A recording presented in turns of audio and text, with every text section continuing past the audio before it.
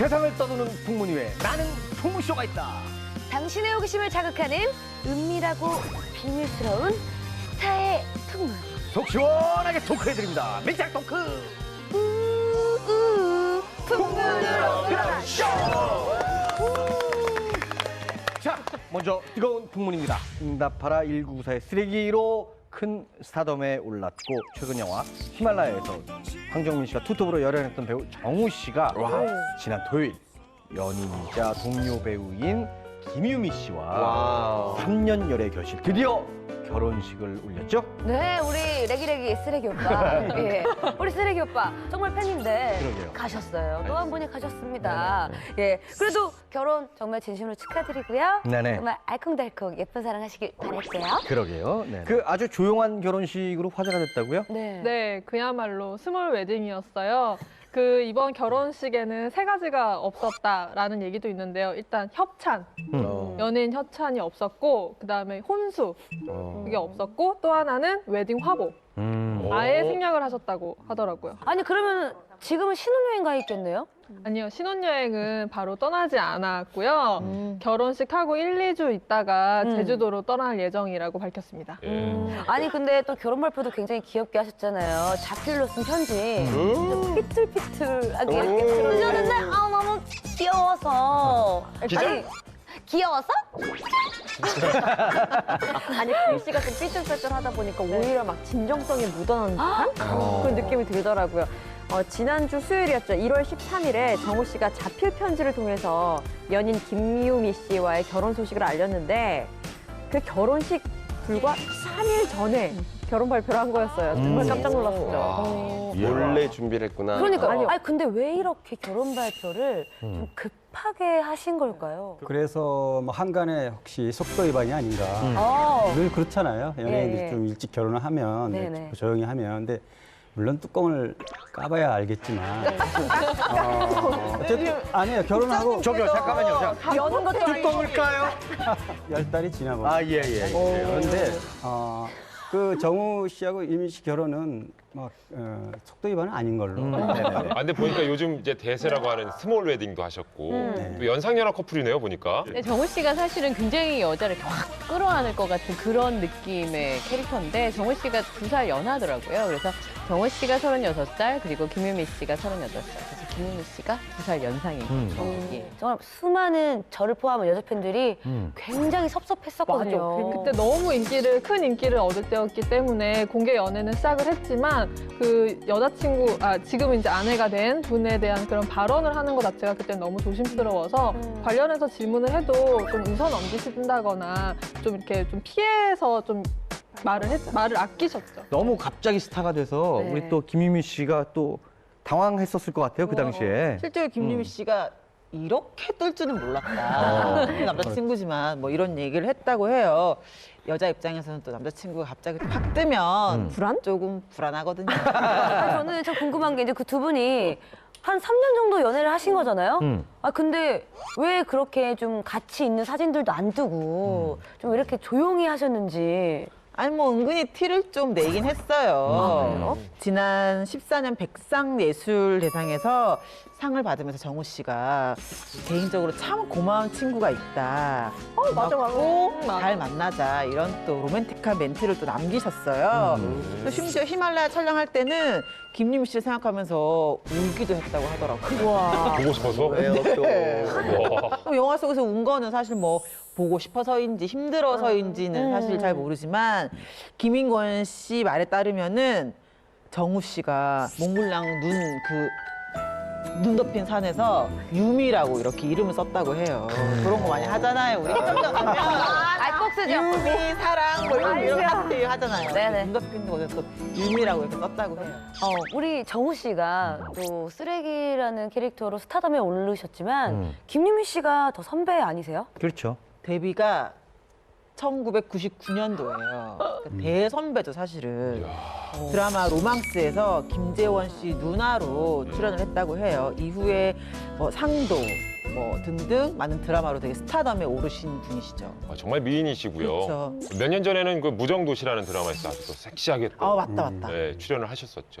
뇌리에 깊이 박혀 있습니다. 맞습니다. 아니 근데 정우 씨와 김유미 씨의 결혼 같은 경우는 정말 기자분들이 몰랐다는 건 말이 안 되거든요. 특히 연지 기자는 뭐 하신 친하시잖아요, 정우 씨랑. 그러게요. 여기선 친하다고 말하면 너무 물을 크게 먹은 게 되니까 그냥 아는 사이예요.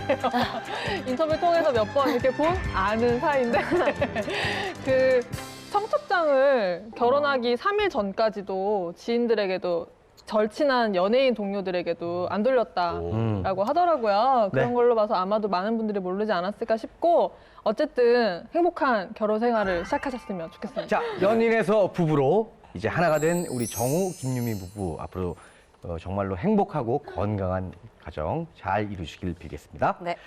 자, 또 하나의 뜨거운 풍문입니다. 걸그룹 타이티의 멤버 지수양이 스폰서 제안을 강요받았다면서 브로커가 보낸 메시지를 개인 SNS에 공개적으로 올려서 화제가 됐죠. 아주 좀 충격적이고 황당한 그런 내용이었는데요. 이제 신인 걸그룹이죠. 아직 많이 알려지지 않은 그 타이트 멤버 지수. 자기 SNS에 뭐 성접대와 관련돼 있는 내용을 브로커가 문자로 보내와서 그거를 이제 폭로한 사건이에요. 브로커라는 사람이 본인은 어떤 멤버십으로 운영되는 모임에 고용된 그 스폰서의 뭐 손님 중 하나다. 그런데 지수에 대해서 뭐 굉장히 극팬들이 있어서 그분들에게 뭐 알바를 할 수 있는 기회를 주겠다. 그래서 이제 액수까지 적시를 해가지고 뭐 200에서 300 이런 정도를 이제 문자에 남겼는데 지수가 이거에 대해서 반응이 없으니까 액수를 또 뭐 더블로 이렇게 올려서 또 다시 올리고 이제 이런 과정을 한 2달 정도 거쳤다 해요. 그래서 이제 이게 지난주에 이제 세상에 공개가 된 거죠.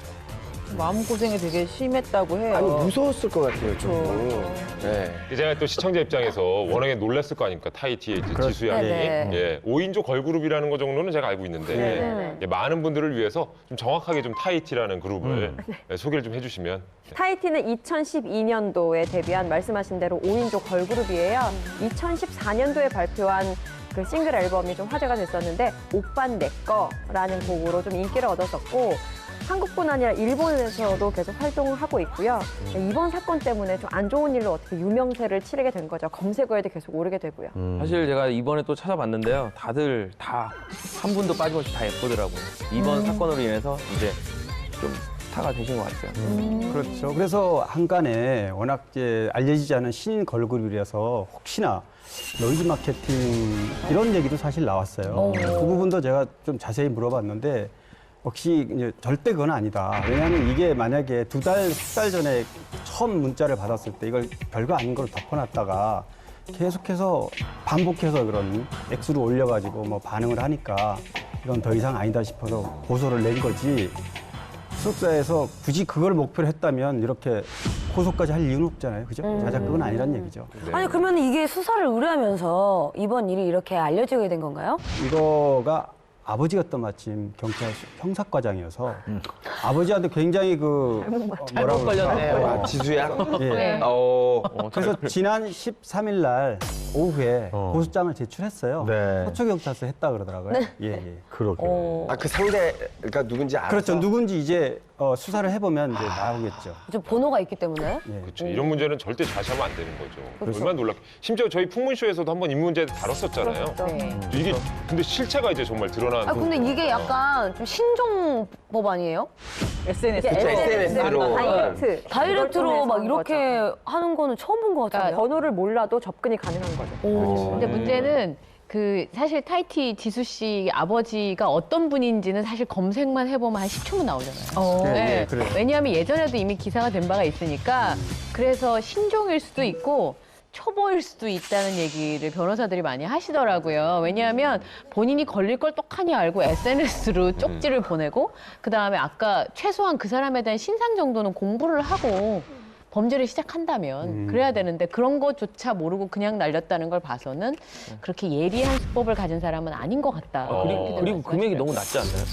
그거는 제가 400이 잘 정도면 4, 500이면? 네. 왜 높은 그럼 금액이 원래 보통 얼마예요? 큰데요? 이게? 아니 보통 얼마가 저한테 물어보시면 어떻게 하나 그걸 아니, 놔두고 제가 얘기를 어떻게 알아요? 하길래. 낮은 것 같아가지고 금액이 너무. 뭘 받아요? 이런 거 자체가 문제인 제가 거지. 받는 건 아니고 예. 저한테도 메시지가 많이 와요. 왜? 뭔가요? 만나자고. 만나자고? 근데 남자들이 많아서 그렇죠. 네? 죄송한데 좀 꺼져주실래요?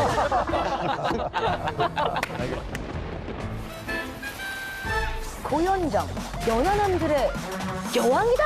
프로포즈를 많이 하셨잖아요. 그 조인성 씨뿐만 아니라 현정명 씨, 또 김재동 씨 한때까지도. 고현정 씨 때문에 여자친구와 헤어졌다. 좋게 말하면 뭐 능력자인 거죠. 퀸 말고 킹이시죠. 좀 뭐 예를 들면 전문 브로커는 아닌 거 수도 있다. 그렇죠. 타이티 지수건 같은 경우는 이게 아마추어이거나 아까 우리 이영경 기자가 지적했듯이 그렇죠. 아주 초보일 가능성이 있고, 예. 그러니까 그러니까 증거를 남겼으니까 당연하죠. 네, 말이 안 그게 되지. 초보라는 거죠. 그래서 전문 브로커라면 이런 방식 절대 하지 않았을 그렇죠. 거다. 그게 좀 그럼 뭐 브로커가 아닐 수도 있을 것 같아요. 그럴 수 있죠. 아니면 뭐 접근을 하기 위한 어떤 개인적으로 접근을 하기 위해서 팬의 입장으로서 그렇죠. 이렇게 호기심을 좀 관심을 관심을 좀 끌기 위한. 유발하기 위해서 그렇게 할 수도 있었는데 혹시 그런 거 아닐까요? 뭐요? 답글 한번 받아보자. 그럴 수도 뭐 이럴 수도 있잖아요. 보통 SNS에 올릴 제발 때 대답해 주세요. 연예인한테 막 이렇게 몇 번 했는데 답이 없으면 좀 더 세게 나가거든요. 자극적인 걸로. 욕을 하던가 아니면 뭐 다른 방법으로. 그래서 너 정말 너 가만 안 둔다 이런 거에 막 희열을 느껴. 맞아, 맞아. 답글 왔어 연예인한테 막 이런 거 있잖아요. 근데 돈이 500만 원밖에 없는 거예요. 그래서 500만 원까지 지불했던 거죠. 근데 어쨌든 이분은 그걸 죄송한데요. 받게 되겠네. 정확히 하시는 일은 뭐예요? 예, 알겠습니다. 네. 자, 그러면 뭐 어쨌든 그 이렇게 누가 장난을 했거나 정말 아니면 브로커라면 아주 그 초보일 가능성이 크다. 네. 크다라고 봐야 되는 거죠. 네. 그러면 SNS는 저는 뭐 안 해서 잘 모르겠는데 SNS 계정이라든지 이런 것들은 IP IP 추적이 추적이라든지 이런 되죠. 것도 되지 않습니까? 이제 예를 들면 통상적으로 컴퓨터라든가 모바일 휴대폰에 관련된 범죄인 경우에는 사이버 수사대 의뢰를 하게 돼 있거든요. 근데 이 경우에는 사이버 수사대에서 의뢰를 받아주질 않았다고 그래요. 그래서 이 경찰서 형사과에 고소장을 냈다고 그러는데 어쨌든 저도 그 부분은 약간 좀 미심쩍긴 한데 그거는 저희가 사실 저희 주변에도 그런 일이 있어가지고 이게 SNS에서 올려지는 거잖아요. 그래서 제가 진짜 신고를 해봤는데 그 경찰분이 저한테 그렇게 얘기하시더라고요. 이게 이제 사이버 수사대 의뢰가 와도 이게 보통 이나 뭐 SNS나 이렇게 되는데 그게 다 미국 기업이잖아요. 맞아. 그럼 우리나라에서 거기서 정보를 줘야지만 아이고. 사실은 그걸 수사를 할 수 있는데 거기는 수사협조를 전혀 해줄 이유가 전혀 없는 거죠. 없죠. 그거 수사협조 맞아요. 해주면 나중에 이제 그걸 이용하는 사람들 중에서 보안을 필요로 하는 사람들이 그렇죠. 있으니까 맞아요. 네. 협조를 안 해주시니까 저한테 그렇게 말씀하시더라고요. 그 신고를 하시는 건 자유고 저희가 그거 다 받아들일 수도 있는데 수사가 진전이 없어서 제가 계속 경찰서 가서 얘기만 하고 저만 수사를 받는 거지 실제로 거기 정보 협조를 못 받으니까 그런 또 실제로는 맹점은 안 피곤하겠다. 피곤하기만 하고 신고한 사람이 저만 피곤하겠네요. 피곤한 거죠. 자, 일부 연예인들에게 벌어지는 일인 줄 알았더니 이제는 어린 아이돌 멤버들에게까지 이렇게 그 스폰서 관련된 그 불미스러운 일들이 일어나는 게 참 개탄스러운데요. 네. 네, 제가 얼마 전에 이게 스폰 제안을 받은 그러니까 사업가를 한번 만난 적이 있었어요. 이런 네네. 일이 있었다면서 얘기를 하던데 그분은 이렇게 뭐 여자 스타들 걸그룹이 많이 포함된 여자 스타들 리스트를 이렇게 쭉 받았더라고요. 쭉 받았는데 이렇게 그게 굉장히 좀 보면서도 같은 여자로서 좀 깜짝 놀랐던 게 등급이 다 매겨져 있더라고요. 등급이 있고 옆에 금액까지 다 적혀 있고 뭐 내고 가능한 이렇게 있고 내고 네, 그렇게 다 돼 있더라고요. 그리고 알만한 사람들은 좀 아는 사람은 위에 조금 있고 밑에는 거의 유명 걸그룹인데 그 안에서 빛을 아직까지는 잘 못 본 친구들이 좀 밑에 있더라고요. 이렇게 어린 아이돌들까지 손이 뻗쳤다는 건 정말 충격인 것 같아요. 예. 더 충격적인 거는요. 이 리스트 계약서에는 어떻게 써 있었냐면 임신을 했을 경우에는 무조건 해외에 가서 일을 처리한다. 국내에서 말고 그런 얘기까지 명시되어 있었고 그 비용은 모두 별도 처리한다. 아마 이런 게 아주 일부일 거예요. 그렇겠죠. 뭐 그렇죠. 어쨌든 이 계약서가 공개가 되고 어린 아이돌 친구들까지 연루가 되고 요즘 들어 이렇게 스폰서 관련된 내용이 공개되는 이유가 뭐 따로 있습니까?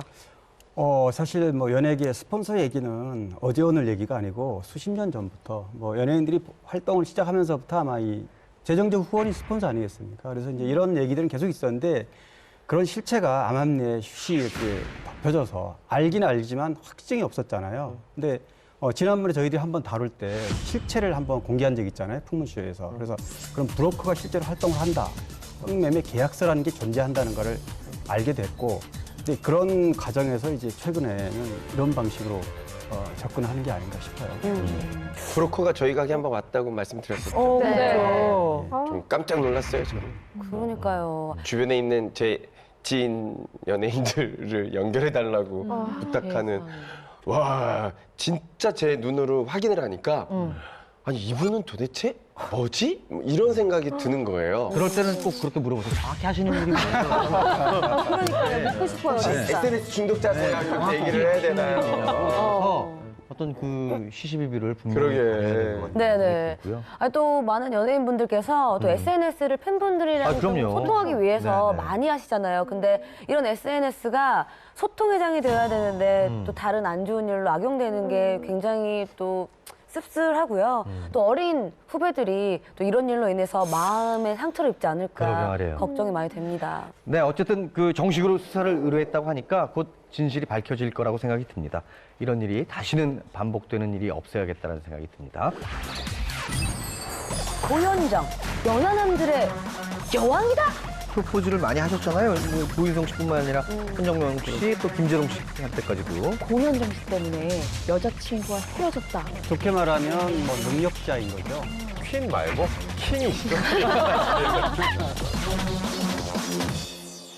처음 만나볼 풍문의 퀸 소개해 볼까요? 어떤 풍문인가요? 고현정, 연하남들의 여왕이다? 이야, 그래요? 예, 저는 참 궁금한 게 고현정 씨가 네네. 또 연하남들과 좀 많은 이렇게 스캔들이 있으셨잖아요. 거기에 대해서 궁금한 게 이만저만이 아니에요. 아니 그게 그러니까 워낙 네. 고현정 씨가 작품에서 상대 역할 러브라인을 맡았던 배우분들이 전부 연하였어요. 네. 그러다 보니까 이게 또 연하나만 좋아하는 게 아니냐라는 얘기가 돌았던 건데 뭐 천정명 씨 같은 경우에도 이런 소문이 있었는데 뭐 이분들도 여우야 뭐야 하니라는 드라마를 통해서 서로 사랑하는 역할을 했었고 그 찐한 키스씬 한 번 있었잖아요. 맞아요. 그런 것 때문에 이렇게까지 나온 게 아닌가라는 생각이 들어요. 예, 예. 천정명 씨가 고현정 씨 때문에 여자친구와 헤어졌다. 왜요? 왜요? 그래요? 이게 편 아닌가요? 천정명 씨가 직접 이야기한 건데요. 예전에 고쇼에 출연을 했었잖아요. 네네. 근데 그때 화면 빠지로 잘 나오고 좀 멋있게 보이고 싶어서 한 2주 정도를 식사를 제대로 안 했었대요. 그랬는데 이제 녹화 장시간 동안 이어지면서 좀 지치기도 하고 녹화가 끝난 다음에 회식을 하고 24시간 동안 그야말로 뻗었었대요. 근데 그때 여자친구한테 막 연락이 왔는데 연락이 두절됐던 거죠. 그래서 그걸 이해를 못 해주는 여자친구와의 많은 갈등 끝에 결국 헤어졌다라고 직접 얘기를 했었어요. 예. 얼마 전에도 고현정 씨 정창욱 셰프랑 좀 스캔들이 있었죠. 그래서 좀 체중이 좀 불지 않냐. 뭐 이런 잘 소문도 먹어서 있었는데. 남자친구가 있으니까. 요리해주니까. 그럼 저도 셰프 만나는 걸로 늘 짤있으니까요. 전적이 있으시잖아요. 전적 있으잖아요, 일식집. 여러분 사랑합니다. 좋게 말하면 뭐 능력자인 거죠. 그래서 고현정의 성격 자체도 사실은 좋게 말하면 안 좋게 말하면 뭔가요? 나쁘게 말하면 뭡니까? 그 성격 자체가 워낙 호탕하고 또 이 결혼하기 전에 또 굉장히 밝고 그런 스타일이었어요, 사실은. 그래서 여성성으로서 좋아할 만한 그런 매력 넘치는 배우고요. 남자 배우 후배들한테도 연기하면서 살갑게 대하고 이러다 보니까 후배들이 많이 따르고 누나처럼 그래서 이런 얘기가 많이 나오는 것 같아요. 실제로 그 연하남들한테도 이렇게 좀 유쾌하게 프로포즈를 많이 하셨잖아요. 뭐 조인성 씨뿐만 아니라 손정명 씨, 또 김재동 씨 한때까지도. 네네. 좀 장난스러운 그러니까요. 프로포즈죠. 그냥 이렇게. 근데 방송에서 나와서 여러 번 얘기했는데 남자들의 반응이 더 웃겨요. 조인성 씨 같은 경우는 쉬운 여자 싫다. 이러면서 고현정 씨를 거절하셨고요. 선정명 씨는 아빠한테 물어봐야 된다. 이런 또 센스 현명한 있는 대답이다. 대답으로 그렇죠. 그리고 김재동 씨는 누나한테 감정 없다고. 네네. 이분께서 이런 멘트도 하셨네요. 예를 들어 수지 네, 씨가 네, 예, 저는 김남길 오빠가 좋아요.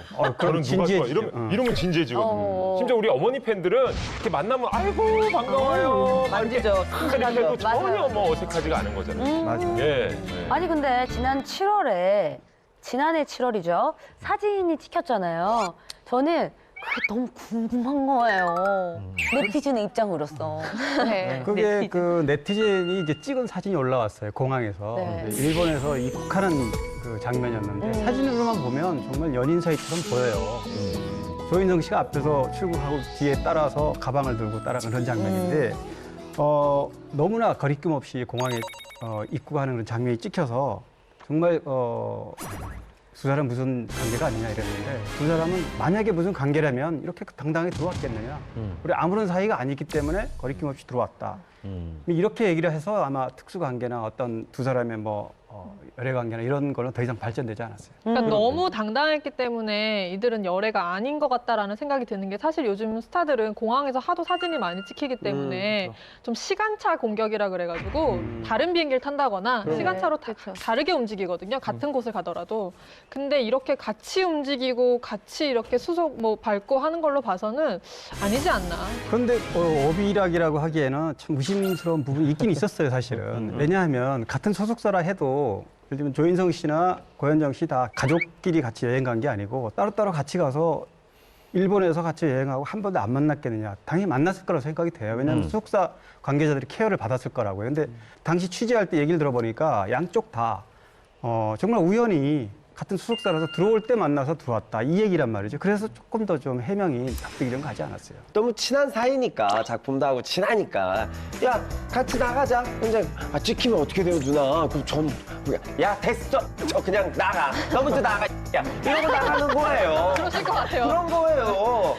내가 조인성 입장이어도 진짜로 사귀면 뭔가 딱 그럼요. 치죠. 그 인터넷 신문을 주로 하시는 분들은 제가 다 여쭤봤거든요. 진짜예요 도대체? 뭐예요? 그랬더니 아닌 것 같다의 무게를 중심을 두는 게 너무 주기적으로 정기적으로 나온대요. 너무 자주 그 말씀이 6개월에 한 번 지금쯤 되면 다시 돌 때가 됐는데 싶으면 도는 걸 보면 사실이 아니니까 그럼요. 무슨 열애설 주기적으로 낼 수는 없잖아요. 근데 작품하기 둔다고. 한 3-4달 전쯤 네, 해서. 저보고 현혹되지 말라면서. 네. 자, 그럼 하여튼 어쨌든 뭐 지금은 아니다 하시는데 이 두 분이 최초로 그런 부분들에 대한 어떤 스캔들이 나는 게 제일 처음 그 시발점이 어디서부터 온 거죠? 그 고현정 씨가 이혼한 후에 복귀작이었던 SBS 드라마 봄날 2005년 그때 처음 만나셨고 이때 또 이렇게 키스씬이라던가 뭐 이런 게 또 장난이 아니었거든요.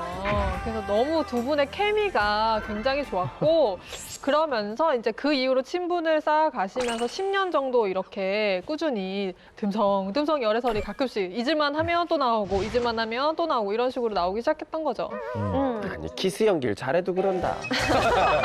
연기를 잘해도. 연기를 잘해도 그런다. 라고 전해라. 이쯤 되면 소울메이트죠. 사실은. 그렇죠. 통하는 그렇죠. 부분이 굉장히 많고 이번에 북 콘서트에서 고현정 씨가 고현정 어워즈로 베스트 커플상을 선정했는데요. 관객들이 봄날을 함께 호흡을 맞춘 조인성 씨를 뽑았습니다. 스캔들이 많다 보니까 또 이렇게 뽑으신 것 같아요. 근데 고현정 씨도 이제 이 자리에서 이제 도대체 더 이상 이 친구한테 미안하다. 미안하지. 본인도 이제 너무 미안하다. 너무 우려먹으니까. 네. 심지어 조인성 씨는 고현정 씨한테 주변에 혹시 동명이인 조인성 씨 있는 거 아니냐고 뭐 이렇게 말을 했을 정도로 제 생각에도 그냥 두 분이 정말 친한 선후배인 것 같아요. 네, 그래요. 예, 개인적인 느낌이라도 제가 조인성이라면 예, 다른 분들 만나겠죠. 왜요? 우리 현정 씨가 어땠다고요? 고현정 씨가 어때서요? 요즘 그러니까 뭐 이렇게 빠지고 이런 게 아니라 사과하세요. 그러니까 사과할 문제가 사과하세요. 사과하세요. 당신이 조인성이라고 해도 고현정 씨를 만날 수 있는 거예요. 그렇죠. 네. 그렇게 아니 저희 같이 약간 좀 이런 골드미스들에게는 고현정 씨는 희망입니다. 맞아요. 희망이고 옛날에 광배동 일대 두 분이 이렇게 지나오는 거를 제 지인이 또 봤대요. 지인. 근데 너무 선남선녀라 그냥 사귀었으면 좋겠다 뭐 이런 얘기를 하시더라고요. 그 조인성 씨 같은 경우는 선배들한테 굉장히 잘해요. 남자 선배, 여자 선배 할 거 없이 선배한테는 굉장히 깍듯합니다. 근데 자기 동년배라든지 이런 후배들한테는 카리스마가 장난 아니에요. 그리고 몰랐던 또 사실이에요. 사실은 예를 들어서 고현정 씨의 멋있다. 그 사무실에 같은 소속사가 된 것도 맘만 먹으면 정말로 그렇죠. 여러 가지 어떤 그 경우의 수를 뒀을 텐데 그렇지 않고 그냥 저는 고현정 선배님하고 같이 하겠습니다라고 한 걸 보면 뭐 그 조인성 씨의 어떤 인성이라든지 성격이 그대로 드러나는 어떤 단면이 아니지 않나라는 생각이 그래서 듭니다. 조인성이잖아요. 조인성. 같은 소속사에서 굳이 CC는 불편합니다. 컴퍼니 커플 불편해. 알겠고요. 예. 5분간 나갔다 오세요. 마이크 볼까요, 저기? 네, 알겠습니다. 고현정 씨가 얼마 전에 그 데뷔 이후에 최초로 리얼리티 프로그램에 출연을 하셔가지고 그 얼굴 보여주시고 근황에 대해서 좀 얘기를 해주셨는데 개인적으로 참 반갑더라고요. 예능도 안 한 분이 그냥 막바로 리얼리티 더군다나 개인의 어떤 그 사생활 같은 것들을 전부 다 여과 없이 드러내야 되는 그런 리얼리티를 한다고 하셔서 굉장히 참 기대도 했었고 좀 의외였다라고 생각이 들었어요. 네네. 처음에는 아주 바늘이 싸늘했다고요. 뭐 안 하겠다. 그리고 뭐 그런 거 상관없다. 홍보 뭐 상관없다. 뭐 거의 이런 식으로 나올 정도로 거절을 했는데 계속 이렇게 문을 두들기니까 결국에는 이렇게 마음이 열렸다. 뭐 이런 얘기가 있더라고요. 그러니까 담당 PD가 거의 2년간 쫓아다니면서 그렇게 설득을 했대요. 뭐 PD의 입장에서는 내가 옷을 벗느냐 아니면 고현정 씨를 출연시키느냐 이거를 놓고 엄청난 공을 들였다고 하는데 이 리얼리티 프로그램은 정말 대본도 없고 뭐 계획된 것이 없고 단지 몰래 촬영한다 그거 하나뿐이니 뭐 출연을 해달라고 오랜 설득을 했다고 하더라고요. 예, 엄청나네요. 근데 혹시 그 PD도 연하남입니까? 맞죠. 근데 리얼리티다 보니까 워낙에 가감없이 이제 성격을 다 보여줄 수 있는데 소탈하시기도 하고 심지어 고생도 많겠다라는 생각이 맞아요. 들고 첫 해에도 벌써 막 공항에서 소리 막 이렇게 화통하게 치시고 한 겁니까? 야, 이게 방송이 앞으로 계속 될까 싶을 정도로 화통하시던데요. 저는 이 도쿄 얘기를 다룬 리얼리티 이걸 보면서 좀 느낀 게, 그러니까 실제로 신혼을 도쿄에서 보내기도 했고 아이들과 이제 그 방송에서 보면은 유독 그 어린 아이들을 아끼고 사랑하는 게 눈에 보여요. 그러니까 뭐 식당이나 어디 갔을 때도 아이가 장난치면 다 받아주시고 안고 사랑해 주시는 게 보이는데. 그러면서 이제 뭐 제작진이 관련해서 질문을 했더니 뭐 도쿄와 관련해서 이제 추억 얘기를 하면서 뭐 20년 전 살았던 곳이니까 자신의 마음속에 영상과 추억이 있다. 그리고 내 안에서는 아이들이 자라고 있지 않다. 제 안에서의 아이들은 슬픈 거는 그거죠. 잘하지를 않아요. 그래서 그런 부분이 조금 슬픈 부분이었고 만약에 속내라고 하면 속내라고 할 수 있는. 그러니까 그때 그 모습의 아이들의 모습이 아직 있으신 거예요. 그래서 좀 슬프다라는 말씀을 하시는데 좀 이 말을 통해서 오랫동안 아이를 보지 않았고 그를 통해서 이제 아이들 과거 모습을 여전히 추억하고 있구나라는 거를 좀 유추해 볼 수 있었던 거였죠. 그러면 아이들이 어렸을 때 이혼을 하신 건가요? 고현정 씨는 이제 95년에 모래시계에 출연하면서 이제 정말 맞아요. 최고의 스타로 톱스타로 올라섰는데 이 모래시계가 뭐 귀가시계라는 그런 소문이 날 정도로 엄청난 시청률을 올렸고 모래시계 끝난 해 5월에 이제 정용진 신세계 부회장하고 결혼했는데 그리고 한 8년간 결혼 생활 유지하다가 이혼을 한 거죠. 한 여성이 다른 이제 그 가문으로 시집을 가게 되면 재벌 가든 아니든 어쨌든 누구나, 쉽지 않은 네, 누구나 그럼요. 그런 삶이 영위가 되게 돼 있잖아요. 그 고현정 씨가 그러면 이혼 이후에 그 자녀분들하고는 전혀 왕래가 없었던가요? 아이들하고는 어떻게 하기로 했나라는 얘기가 굉장히 많은데 사실 알려진 건 거의 없는데요. 옛날 인터뷰에 아이들한테 나는 항상 죄스러운 마음을 가지고 있다. 하지만 아이들이 감내해야 될 인생이고 나를 못 보는 대신에 아이들이 얻어가는 게 많지 않겠냐. 그러니까 누리는 게 많지 않겠냐. 그래서 내가 해줄 수 있는 건 TV에서 멋진 엄마로 계속 나오는 거 그것뿐이다라고 얘기를 해서 야금 복귀를 해서 이렇게 연기를 멋지게 하시고 왕성한 방송 활동하는 것도 결국 TV에 나오는 엄마의 모습을 좀 아이들에게 보여주고 싶어서 네. 그런 것도 있겠네요, 진짜. 그 공식 석상에서 인터뷰를 하는 데서 그런 얘기를 하더라고요. 본인이 너무 바쁘게 지내는 것 같다. 근데 조금이라도 여유가 생기면 애들 생각이 나서 견딜 수가 없다. 이런 얘기를 공식적으로 이렇게 인터뷰장에서도 하기도 했었습니다. 그 드라마 선덕여왕으로 연기 대상을 탔을 때도 수상 소감을 얘기하면서 아이들이 보고 있었으면 좋겠다라는 얘기를 했었어요. 그래서 많은 사람들의 가슴이 좀 뭉클했. 했었죠. 윤정 씨가 했던 아이들 얘기 중에 제일 짠했었던 게, 그러니까 아이를 임신하고 출산하는 과정이 너무 행복했대요. 맞아요. 그러니까 뭐 누구는 입덧을 한다거나 뭐 힘들어하는 사람들도 많잖아요, 여자들 중에서는. 근데 본인은 그런 게 하나도 힘들지 않았고, 그렇기 때문에 이게 자신은 체질이라고 생각해서 한 5-6명까지 낳고 싶을 정도로 아이가 너무 사랑스러웠었다라는 얘기를 하더라고요. 이번 리얼리티 방송을 통해서 인간 고현정, 진짜 고현정의 모습을 많이 보여줬구나 하는 생각이 들었고요. 심지어 고현정 씨가 살고 있는 집도 공개를 해서 굉장히 화제가 됐었다고 그래요. 단 6세대밖에 없는 한 동짜리 빌라고요. 한 층에 한 세대만 거주해서 프라이버시를 보호할 수 있는 빌라기 때문에 고현정 씨에게는 아주 적합한 빌라죠. 네. 아니 그리고 저기 왜 입식 소변기가 있어요? 여자 혼자 사는 집에. 저게 남자 손님을 위해서 마련한 거라고 하더라고요. 매니저들도 자주 오시고 하니까 그렇죠. 편안하게 싸시라 이런 의미가 있어요. 아, 너무 정말 저렴하네요. 배려심이 깊네요. 원래 저렴해요. 조인성 씨 갔을까요? 뭡니까? 아니 실제 리얼리티 보니까 매니저분이 거의 매일 오세요. 그럼요. 네. 매니저들이 와가지고 같이 밥도 해먹고 뭐 이렇게 교류를 할 수 있겠죠. 집에서는 거의 앉아서 사는 거 아닙니까? 남자든 여자든? 아니에요. 박현 씨 아니고요. 지저분하잖아요. 아, 좀 그만 얘기하면 안 될까요? 네, 서비스합니다. 자, 그만 싸시고요. 그 화장실도 화장실이지만 고현정 씨가 좀 이렇게 뭐 하나에 꽂히면 모으고 수집하는 그런 성격도 있다고 하더라고요. 그래서 실제로 그 눈에 띄었던 게 도마를 그렇게 종류와 크기별로 모으시는데 아, 저 도마가 네네 저게 도마가 그러니까 뭐 사이즈, 나무결 뭐 이런 종류별로 되게 다양하다. 책 마찬가지였고 인형도 되게 많으시고 향수도 많으셨고 고영경 씨가 집에서 칩거를 한다, 잘 안 나온다 이런 소리가 있거든요. 그러니까 이게 뭐냐면 필요한 거를 일단 집에다 다 쟁여놓는 거예요. 사다가 쟁여놓는 그런 버릇이 어느 순간 생긴 거 아닌가. 맞습니까, 고현정 씨? 나와주세요. 뵙고 근데 싶습니다. 고현정 씨 그 칩거 얘기가 나온 거는 아마도 본인의 성격 탓인 것 같은데 네. 고현정 씨가 워낙 집에서 그냥 조용히 책 읽고 그냥 지인들도 집으로 불러서 대화하고 차 한 잔 마시고 이러는 걸 워낙 좋아하시다 보니까 네. 이런 칩거라는 얘기가 나온 게 아닐까. 그 이유를 제가 풀이를 선언하고 나와보니까 알겠더라고요. 직장인들은 집에 있을 일이 없어요. 아침에 출근하고 동료들과 어울리고. 근데 이게 풀이를 하고 나오니까 제 스케줄, 뭐 여러분 스케줄 다 달라서 제가 쉴 때 누굴 만나기가 어렵더라고요. 그러니까 그냥 혼자 돌아다니면 괜히 뭘 사진 찍히고 뭐 혼자 김밥집 가서 밥 먹을 수 없잖아요. 그러니까 그냥 집에 있는 게 아니, 그러니까 찍혀요? 씻어야 될 것 같은데. 누가 특별하고 이제 연예인들 같은 경우에는 아니 그러면은 지금 연예인이신 거예요? 저도 이렇게 차근차근 좀 밟아가고 있는 단계라서 아니 지금 김일종 씨 딱 보아하니까 리얼리티 프로그램 하시고 싶으신 거예요? 노리고 있죠. 아 노리고 있으세요? 만약에 저희가 들어오면 당연히 하죠. 어필 한번 해보세요. 근데 지금 원샷 잡혔네요. 진짜 진국입니다. 카메라로 담을 수 없는 정말 무궁무진한 매력들이 뒤에 있거든요.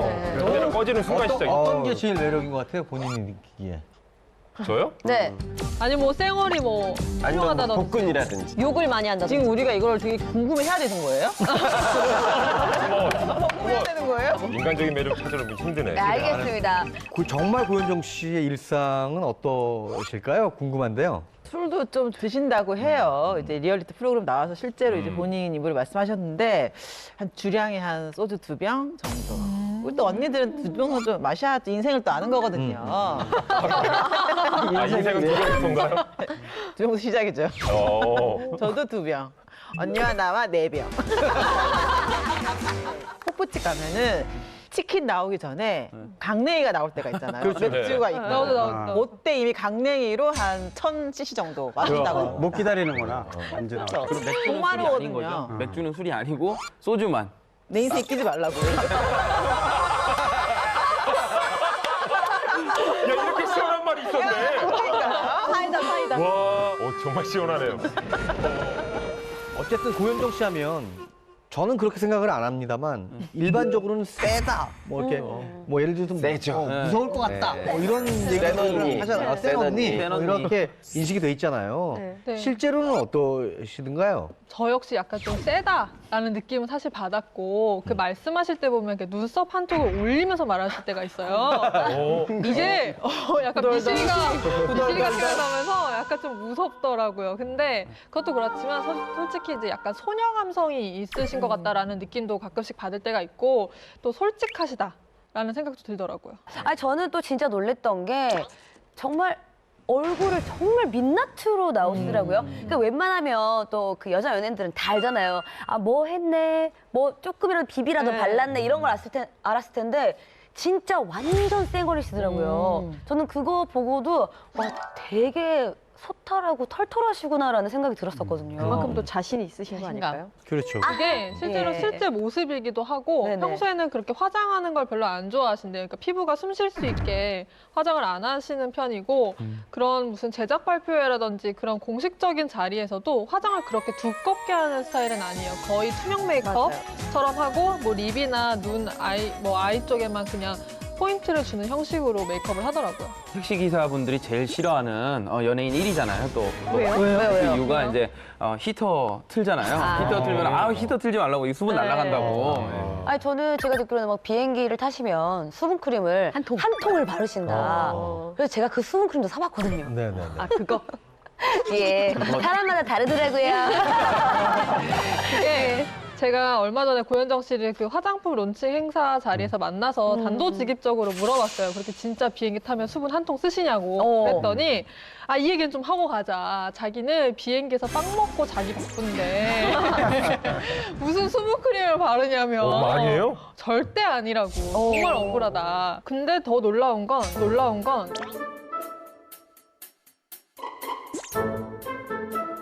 피부과를 안 다니신다라는 얘기를 하시더라고요. 그러니까 뭐 과거에는 다녔을지 모르겠지만 그 어떻게까지 구체적으로 말씀을 하셨냐면 만약에 기사나 혹은 피부과에서 여기 고현정이 다니는 곳이라고 홍보를 하거나 뭐 얘기를 한다면 그건 사실이 아니다. 본인은 피부과에 가서 뭐 그런 피부 관리 시술 같은 뭐 이런 걸 받은 적이 없다. 뭐 이런 얘기를 하시더라고요. 피부 좋은 연예인들 치고 대부분 타고난 게 첫 번째입니다. 맞아요. 네, 두 번째로 이제 평상시에 뭐 먹는 거라든가 운동이라든가 어떤 걸 이렇게 같이 하느냐에 따라서 조금 그게 길게 가는 거죠.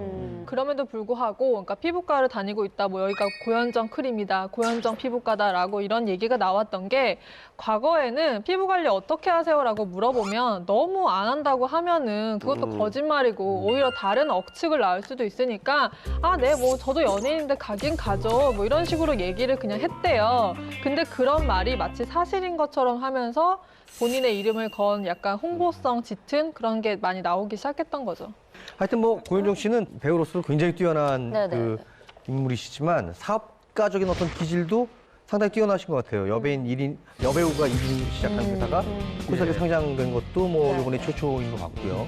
네. 이제 컴퍼니가 그 우회 상장한 이후에 고현정 씨 55% 지분을 가지고 있는데 그게 48억 5천만 원이란 말이죠. 근데 처음 투자할 때, 자기의 지분을 투자할 때는 1억 6천만 원이었어요. 무려 5년 만에 30배를 뛰었다니까 굉장히 사업적 부분에서 눈을 좀 뜨고 있다고 봐야죠. 그럼 우리 고현정 씨가 하고 있는 그 사업이라는 것이 엔터 사업 이외에 다른 것들도 있나요? 그렇죠.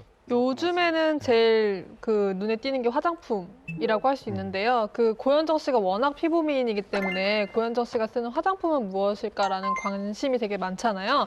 근데 이 화장품을 이제 본인의 그 이니셜을 따서 만들었는데 그 화장품을 직접 써보고 뭐 문제점이라든가 이런 거를 계속 개선해 가면서 심지어 그 화장품 케이스까지도 처음부터 이제 기획 단계에 참여할 정도로 굉장히 열정적으로 이거를 그 화장품 사업을 하는데 공을 많이 들였다라고 하더라고요. 재벌가의 며느리였었잖아요. 그래서 그때 배운 게 아닌가. 저희들끼리 이제 그런 얘기를 했던 게 홈쇼핑이 매출이 제일 많은 것 중에 하나가 의류 매출이거든요. 그래서 경쟁이 굉장히 치열한 그런 상황인데 고현정 씨가 런칭할 때 고소영 씨 같이 런칭을 했어요. 근데 결과는 굉장히 차이가 많이 났죠. 그래서 고현정 씨는 굉장히 성공을 했고 고소영 씨는 사실 그게 성공했다고 볼 수 없는 그런 대목이 있는데 제 지인이 이제 홈쇼핑에서 MD를 하는데 제가 여쭤보니까 처음에 한 번은 대박이 날 수 있대요. 네네. 왜냐하면 그 사람이 런칭한 브랜드다. 그것만으로 충분히 대박이 날 수 있는데 한 번 성공을 하면 공장 라인을 늘려달라고 한대요. 왜냐면 물량을 많이 해야 되니까. 그러면 한두 번 성공하다 망하는 브랜드가 굉장히 많다 그러거든요. 그렇죠, 그렇죠. 예, 근데 지금 고현정 씨 같은 경우는 매출이 400억이 넘었던 걸로 제가 기억이 되고 계속 나오는 걸로 봐서는 사업에 그 능수능란함이 좀 있다. 혹은 누군가 조언을 해주는 조언자가 있지 않냐. 그런 얘기를 업계에 계신 분들이 하시더라고요. 또 회사 주식을 조은성 씨와 이렇게 나눈 거에 대해서는 어떻게들 생각하시나요? 일단 뭐 연예인분들 배분하는 이유는 회사에서 일할 수 있게끔 좀 동기부여를 해주는 거죠. 그래서 맞아요. 대부분의 이제 소속사분들 다 가지고 있어요. 집을 맞아요, 조금씩이라도. 맞아요. 배우분들에게 주식을 나눠주고 그러니까 함께 우리가 성장하는 회사가 되자라는 의미, 동기부여 그런 게 될 수가 있는 거죠. 열심히 일하라고 하는 거죠. 김연아 씨가 제 이상형입니다. 이렇게 밝히는 분들도 많잖아요. 핫한 뭐 가수나 배우랑도 좀 있었는데 진짜 주인공은 따로 있었잖아요. 네. 전생에 이순신이었다. 김원중. 솔직하게 얘기하면 숙소를 무단 이탈해가지고 뭐 술을 먹고 마사지 뭐 샵에 갔다가 진짜? 만나지 마세요. 전 그렇게까지는 얘기 못 하겠어요. 그러면 두 분은 단순히 소속사 동료이자 친구인 것이고 결혼한다는 풍문은 잘못된 풍문이라는 거죠? 아이고야, 사람 일은 모르는 거죠. 그렇게 확정 지으면 안 되고요. 그렇죠. 네네네. 뭐 개인적으로는 네. 두 분이 뭐 그냥 결혼까지는 안 갔으면 왜요? 그냥 배 아파요. 너무 선남선녀에 너무 많은 걸 갖고 있는데. 두 분 결혼하시려거든 저희 풍문 씨가 먼저 좀 알려주시길 바라겠고요. 그럴 일은 없을 거예요. 영화의 품격 이번에 만나볼 퀸은 또 어떤 분이죠? 아, 진짜 퀸이다. 왕관의 주인공은 바로 피겨킨 김연아 씨입니다. 우, 풍문으로 들어쇼. 자, 피겨킨 김연아 현재 연애 중이다. 그래요? 그 얘기를 지금 오늘 밝히시는 거예요? 그러면 그 오모 아나운서와의 스캔들. 아니에요. 무슨 소리 하시는 오모 거예요? 아나운서와의 그 김연아 씨와의 스캔들 때문에 제가 얼마나 배 아팠는지 알아요? 오모 아나운서는 오상진밖에 더 있니? 오모 아나운서라고 해요. 아니, 왜 이렇게 흥분을 하세요? 승냥이세요? 뭔 승량이 승냥이가 왔다야. 거의 김태희급으로 김연아 선수는 진짜 말 그대로 피겨 퀸이자 여왕이잖아요. 많은 삼촌 팬들이 열애설 났을 때 얼마나 정말 배가 더군다나 아나운서 출신의 오모 아나운서다? 예? 배 아픕니다. 장윤정 씨 결혼할 때도 도경환 아나운서랑 결혼할 때도 제가 그렇게 배가 아팠는데 자넨 갔잖아요. 그러니까 더 갔는데도 그래요? 아니, 그러면은 김일중 씨. 예. 지금 가셨는데 네네. 혹시나 정말 만약에 피겨킨 김연아 씨가 일중 오빠, 김연아 씨가 일중 오빠. 일중 오빠. 그럴 일은 없어요. 그럴 일은 없어요. 그러니까 순간 또 들을 뻔했네. 그럴 리 없어요. 그럴 리 없어요. 그럴 리 없어.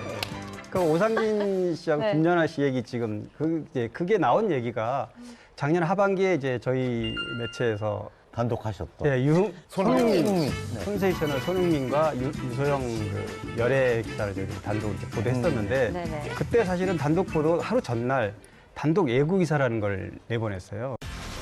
뭐라고 내셨었죠? 국민적인 스포츠 스타와 배우가 만난다. 사실 그래서 너무 영화였어요. 그래서 소문에는 이상하게 이런 소문이 났어요. 김연아랑 오상진이다. 이런 소문이 난 거예요. 그런 게 정말 되게 찌라시로 확 이런 지라시의 얘기가 나오니까 사실 오상진 씨의 주변을 좀 취재도 하고 그랬어요. 진짜 아닌가? 이거 정말 왜 이렇게까지 전화해서 상진 씨가 했다? 직접 전화도 했다면서요? 그러니까요. 네네. 그래서 이제 그런 부분 때문에 근데 결국은 해프닝을 끝났고 왜 저 하필 이제 오모 아나운서였는지.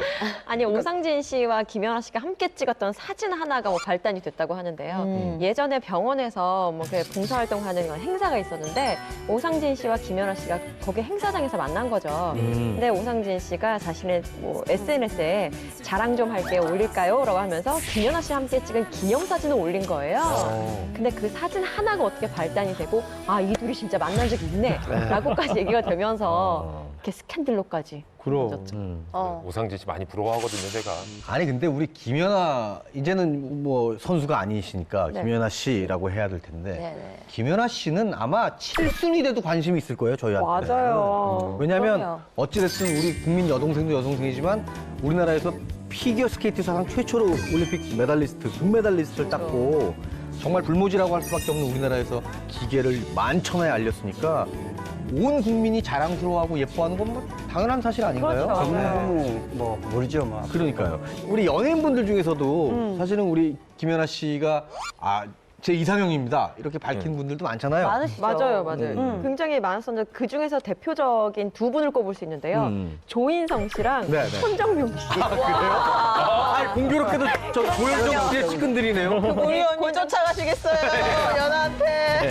실제로 그 조인성 씨, 천정명 씨가 방송 프로그램에서 티격태격하기도 했었어요. 이상형이 겹친다면서. 아, 그래요. 연예인들하고 스캔들이 난 적이 있나요? 그렇죠. 예, 김연아 씨 같은 경우는 나름 좀 핫한 뭐 가수나 배우랑도 좀 있었는데 슈퍼주니어 이특 씨 굉장히 많은 얘기가 있었죠. 또 장근석 씨, 네. 또 수영 선수 박태환 선수까지 열애설에 휩싸였었는데 이에 대해서 이제 김연아 씨가 한 예능 프로그램에 나와서 직접 얘기를 했어요.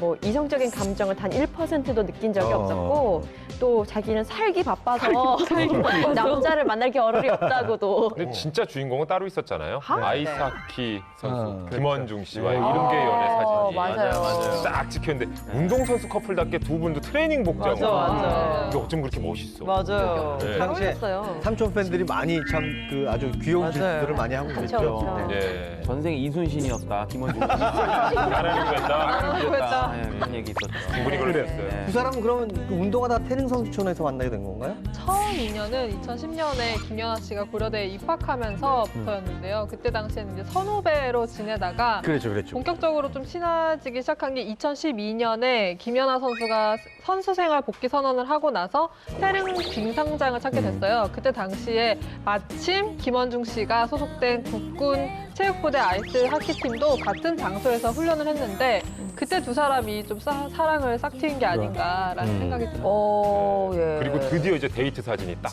그러게요. 거죠. 네. 예. 2014년 3월에 두 사람이 또 데이트 사진이 공개되면서 만천하에 공개가 됐었죠. 참 사진들 잘 찍어. 그러니까요. 어떻게 그렇게 어디 사진을 그렇게 잘 찍을까요? 모르겠어요. 기자들 밥 먹고 살려면 찍어. 제가 깜빡했네요. 깜빡했어요. 시원하네요 오늘. 예, 예. 좋은데요? 예. 근데 그 김원중 선수는 꽃미남으로도 잘 알려져 있지만 실력도 되게 뛰어난 선수예요.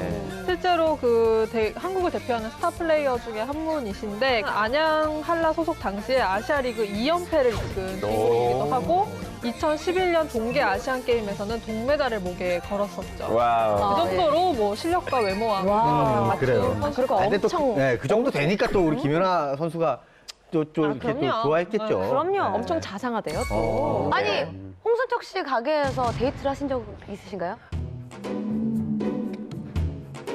있네. 아니요. 네. 할 뻔한 적은 있는데 공교롭게 스케줄이 안 돼서 김연아 씨가 못 왔었어요. 네. 아는 동생이 통해서 같이 뭐 오기로 했었다가 홍석천 씨 가게는 이제 대통령만 가시면 됩니다. 그래, 알겠습니다. 아니, 근데 또 두 사람이 어쨌든 또 헤어졌잖아요. 네. 공식적으로 입장을 발표하셨죠? 그렇죠. 헤어졌다고? 더 팩트에서 또 하셨죠. 그렇죠. 그 김원중 씨가 군 입대 중인 상황인데요. 네네. 이제 뭐 아무래도 그 스포츠 선수니까 그 자유롭게 좀 이렇게 시간이 일반 병사들보다는 좀 자유로운 부분이 좀 사실 있어요. 근데 숙소를 무단 이탈해가지고 뭐 술을 먹고 또 대리운전에 가다가 뭐 이런 일이 있었고 또 그리고 또 6개월 후에 또 한 번 뭐 숙소 이탈해서 마사지 뭐 샵에 갔다가 이것도 또 근데 그 장면을 이제 저희들이 사실 포착해가지고 그게 이제 문제가 좀 사실 됐고요. 네. 그리고 나서도 그 대리운전에 가다가 사고가 나서 뭐 무릎 십자인대가 좀 다쳐서 뭐 병원에 입원하기도 하고 그랬어요. 그런데 그때 이제 병원에 있을 때 김연아 씨가 계속 이렇게 그 이후에도 그렇게 만나고 그랬던 걸로 알고 있었는데 그 사건이 좀 빌미가 됐는지 결국 11월 달쯤에 헤어졌어요. 아 그래도 예. 김연아 씨 만나는데 그렇게 하면은 좀 뭔가 경솔한 건 맞는 거죠. 네. 그러니까 이 삼촌 팬 입장에서는 김연아 선수는 정말 국민 여신이고 국민 여동생인데 퍼스트 레이디 정도의 퍼스트 젠틀맨의 역할을 좀 해줘야 되는 거 아닙니까? 조심했었어야죠. 어쨌든 뭐 팬들의 마음은 이해가 갑니다. 네네네, 그럼요. 이 아저씨들 팬들 보기에. 근데 저기 그러면 지금 또 올 초에 뭐 다시 만난다 뭐 이런 또 소문도 있었잖아요. 맞아요, 있었어요. 재결합 보도에 따르면 조심스럽게 만나는 것 같은데라는 또 반응을 하셨습니다. 네, 소속사 측에 또 물어봤어요. 그러니까 사생활이라 정확히 알 수는 없다라는 입장을 밝히셨습니다. 만약에 그게 진짜라면 뭐 예쁜 사랑 하시는 응원해 줄 수 있는 거 아닙니까? 그렇죠. 네. 그럼요. 괜찮아요. 그럼요. 네. 네. 저희가 또 뭐 감나라 배나라 할 수 있는 입장들은 아니니까. 근데 계속 감나라배나라 하셨잖아요. 일중 씨한테 저희가 허락을 받아야 되는 건 아니지 않습니까? 그렇습니다. 허락은 아닌데 그냥 저는 그냥 싫어요. 싫다고요 그냥. 뭐 우리 네. 개인적인 입장은 얘기할 수 있는 거죠. 그렇죠. 우리 의견인데 싫어요. 만나지 마세요. 네, 예, 알겠습니다. 전 그렇게까지는 얘기 못 하겠어요. 배짱을 키우세요. 저기 두 분이요. 그렇게까지는 얘기 못 두 분, 합니다. 일중 시즌 씨, 예. 3분간 나가겠습니다. 네, 그래요. 네. 자, 네. 네. 근데 뭐 저는 이제 팬으로서 네. 또 그런 얘기도 많이 들었었습니다. 연하 선수의 어머니께서 이제 굉장히 연하 선수를 강하게 키우셨잖아요. 네. 실은 그 정도의 클래스를 만들려면 어머님의 노력도 많이 필요하거든요. 그래서 좀 이런 엄격한 생활에서 벗어나기 위해서 김현중 씨와 연애를 했다. 일종의 일탈인 거죠, 본인이 생각하는. 이런 얘기도 좀 들어본 적이 있어요. 그런 얘기가 없지는 않았는데, 그러니까 사실 뭐 선수 본인의 입장에서는 좀 그런 부모님의 그런 관리라던가 이런 게 좀 갑갑하게 느껴질 수도 있지만, 또 어쨌든 지금의 김연아 씨를 만든 거는 부모님의 큰 뒷바라지가 있었기 때문에 가능했다라고도 할 수 있을 거니까요. 맞아요. 그 김연아 엄마야말로 가장 친한 친구이면서 무서운 코치였다고 보면 되겠어요. 사실은 이제 박미희 여사가 김연아 어렸을 때부터 그 어떤 그 재능을 일찌감치 알아봤고 10년간 같이 스케이트를 탔다고 해도 과언이 아닐 정도로 그 김연아 탄생에 엄마의 공이 지대하다고 볼 수 있습니다. 그 피겨라는 종목 자체가 우리나라에서 막 인기가 있는 종목이 아니었잖아요. 그러니까 어릴 때부터 피겨를 시키면 스타가 될 수 있다. 그래서 엄마들이 밀어주는 종목이 아니라 우리나라에는 그 피겨라고 하는 종목 자체가 없을 때여서 어머니가 굉장히 열성적인 것도 맞지만 어떤 스포츠 기자분이 저한테 그런 얘기 하시더라고요. 김연아 선수 어머니인 박미희 씨가 김연아 선수가 피겨를 한 8년 뒤에는 대한민국에서 피겨에 관한 한 가장 잘한다. 라고 할 정도로 그럴 수 있죠. 그럴 수 있죠. 정도로 있겠네요. 충분히 있죠. 그러니까 그 박미희 씨가 아이를 키우기 책으로 나왔어요. 예, 그래서 제가 물어보니까 요즘 리듬 체조나 피겨를 하는 아이를 둔 엄마들은 박미희 씨를 찾아온대요. 어떻게 하면 우리 딸을 김연아처럼 키울 수 있냐, 그 노하우를 좀 알려달라 이런 얘기도 하시고, 제가 그때 기사를 찾아보다가 알았는데 김연아 선수가 영어를 되게 능숙하게 해서 맞아요. 예전에 그 평창 동계올림픽 PT 할 때 제가 그거 보고 눈물이 날 정도로 울컥했었거든요. Thank you, Ambassador Kim. President Rog, members of the IOC, good afternoon. And just like in Lausanne, I'm still a little bit nervous. 근데 그게 언젠가는 김연아 선수가 인터뷰를 해야 되니까 얘가 영어로 얘기할 날이 올 거다 그래서 데려다 주면서 영어 테이프를 계속 들려줬대. 그래서 김연아 선수가 어릴 때부터 그런 엄마의 열성적인 뒷바라지가 없었다면 네네. 지금의 김연아 선수는 없었던 걸로 얘기하시더라고요. 정말 제가 개인적으로 그 코치 브라이언 오서 네. 분과 좀 친분이 있거든요. 그래서 캐나다에 제가 뭐 갔을 때도 마침 들렸는데 만날 찬스가 있어서 또 만나기도 하고 식사도 하고 그랬는데 김연아 선수 얘기할 때마다 정말 대한민국에 그런 재능이 있는 친구가 있었다라는 게 대단한 일이고 그리고 자기한테 온 것도 대단한 행운이었다라고 얘기하시고요. 홍석천 씨는 정말 뭐 전 세계적으로 엄청난 인맥들이. 마당말이신 거. 그러니까. 외계인은 모르세요, 외계인? 제가 지구인 같아 보여요? 그래요. 외계인 이름 줄이래. 그래요. 부끄럽습니다. 자, 사실은 그 어떤 한 가정에 세계를 대표할 만한 어떤 스타가 나오기까지는 한 분의 어떤 희생만 있어도 되는 건 아니에요. 모든 가족들이 다 이렇게 희생이 있는 거거든요. 그 김연아 선수의 어머님 되시는 박미희 여사의 어떤 그 혁혁한 공도 있지만 또 이면에는 아버님의 또 보이지 않는 희생도 분명히 따랐을 거라고 생각이 듭니다. 맞습니다. 사실은 김연아 선수가 어렸을 때부터 그 부모가 본의 아니게 떨어져 살았고 역할 분담을 하게 됐어요. 그러니까 엄마는 주로 이제 뭐 매니저, 뭐 운전기사, 또 코치까지 이렇게 맡지만 아버지는 이제 돈 버는 일에 전념을 했고 그걸 뒷바라지 해줘야 되니까 또 집에서는 빨래도 해야 되고 밥도 하고 여러 가지 일로 서로 분담을 했는데 이렇게 서로 떨어져 있다 보니까 뭐 좋지 않은 소문도 많았어요 그동안에 뭐 이혼했다더라 뭐 아니면 뭐 불미스러운 일로 뭐 떨어져 산다더라. 실제로 2008년에 고향에서 그 그랑프리 파이널 대회 전에는 직접 보지 않았다, 본 적도 없다라고 하셨다라는 얘기가 있었는데 이때 3일간 관중석에서 2층에서 경기를 관람했는데 이때도 직접 딸을 만나거나 하지 않으셔서 그 이유 때문에 좀 궁금증을 자아내기도 했었죠. 그런 얘기 조금 들어본 적은 있거든요. 연하 선수가 아버지 만날 때마다 손을 잡고 아쉬운 듯한 그런 애틋한 모습을 많이 보여줬기 때문에 지금 못 만나는 상황인가? 뭐 이런 얘기를 가끔 하시는 분들이 아버지랑 있어요. 떨어져 있는 시간이 많으니까 맞아요. 당연히 그럴 수밖에 없겠죠. 그렇죠. 네. 맨날 숙소에 있고 뭐 외국가 있고 뭐 있고 이러니까. 근데 여러 가지 소문이 있긴 했었는데 나중에 아버지가 그런 말씀하시더라고요. 만약에 우리 연하가 국내영이었으면 난 당장 때려치게 했을 거라고. 가족끼리 모여서. 그런데 이 국제 무대에서 너무 발군의 실력을 발휘하니까 아버지가 그냥 그거를 감수하기로 마음을 먹었던 것 같아요. 왜 마음이 아프지 않았겠습니까? 김연아 씨도 그래서 그런지 아버지에 대한 어떤 고마움, 애틋함, 뭐 미안함 이런 게 굉장히 많다고 해요. 예전에 그 롱 프로그램 곡이었나요? 아디오스 노니노라는 곡이 있었잖아요. 그 프로그램. 그게 아버지를 향한 마음의 표현이라고 하더라고요. 그래서 은퇴 무대에서도 아버지를 향한 마음을 표현하기 위해서 아디오스 노니노라는 곡을 선택을 했었죠. 저도 김연아 아버님을 만나 뵀었죠, 오. 술자리에서. 진짜요? 왜냐면 워낙에 김연아 선수 중계를 S에서 중계를 많이 했어요. 네. 딱 그 부장 캐스터 선배께서 그래갖고 두 분이 친하셔가지고 저도 봤는데 진짜 김연아 선수는 아버지를 많이 닮은 것 같아요. 왜냐면 그 연배 키도 헌칠하시고 팔다리가 일단 기시고 그리고 보통 저까지만 해도 키가 크면 얼굴이 좀 큰 세대에 속하는데 아버님 세대인데도 얼굴이 작으세요. 그러니까 김연아 선수가 비율이 확실히 좀 아버지 닮았구나. 네. 정말 그러게요. 여기까지네요. 그러니까 왜냐면 요 세대까지네요. 진짜. 제 다음 키가 세대부터는- 크니까 얼굴이 크잖아요. 그러니까 김우빈 씨 봐요. 키 큰데도 얼굴 작고. 네. 요새는 이제 계량이 그렇게 됐는데 제가 딱 걸렸어요. 그러니까. 근데 이희진 씨는 키도 작은데 얼굴이 왜 커요? 그러게요. 외계인인가? 껍질을 벗어라. 저는 대신에 돈이 있잖아요. 난 뭐니 그럼. 자, 어쨌든 가족들이 이런 희생이 결국 지금의 김연아 선수를 만든 게 아닐까 하는 생각이 들고요.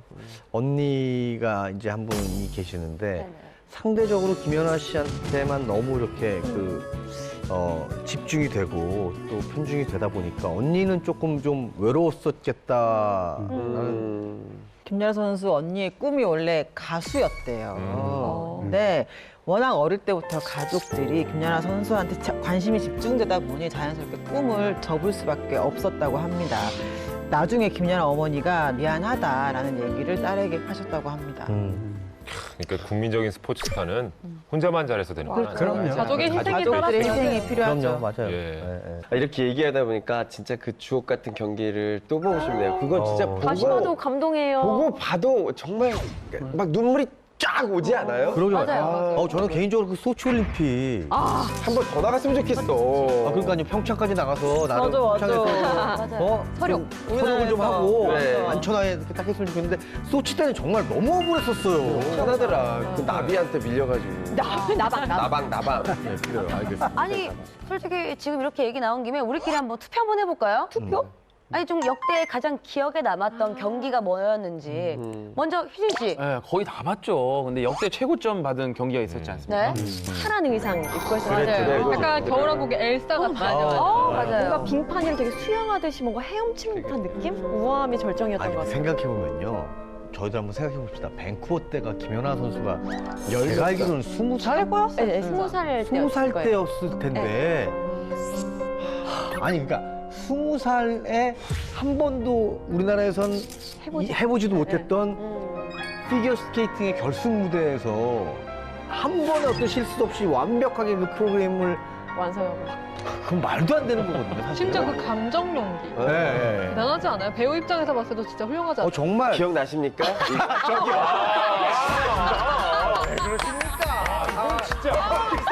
비슷해요. 웬만하면 되죠. 웬만하면 되죠. 아이고 알겠습니다. 아니 저는 그 2009년 세계 선수권 무대에서 검정색 옷을 입고 했던 표정 죽음의 경기 무도. 기억나세요? 그거? 죽음의 무도. 처음 시작할 때가 제발 재영이가. 저 맞아. 이 어깨가 아주 고소하네요.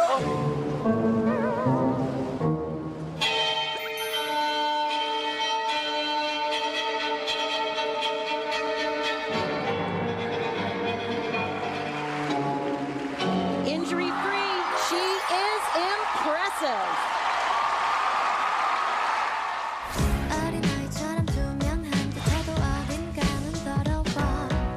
가사라의 제재를 섹시하다라고 말했던 부분이 논란의 소지가 됐다라고 할 수 있죠. 지금 바지를 입은 건가요?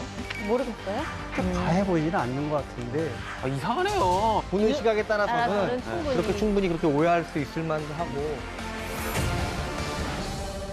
아니 네. 메이크업도 점점 네. 발전하고 혼자 하죠. 있다라는 혼자 네, 해요. 생각이 드는 게 맞아. 메이크업도 눈에 이제 쌍꺼풀이 없으시잖아요. 그래서 이제 약간 좀 진하게 라인을 그리시는데 그것조차 너무 세련되고 예뻐요. 또 우리 한때 맞아. 김연아 립스틱. 맞아요. 아이라인도 했었거든요. 김연아 귀걸이. 그렇지.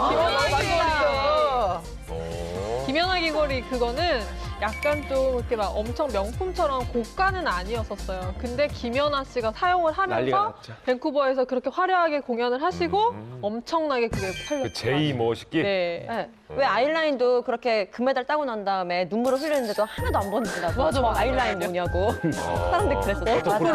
어떡하고.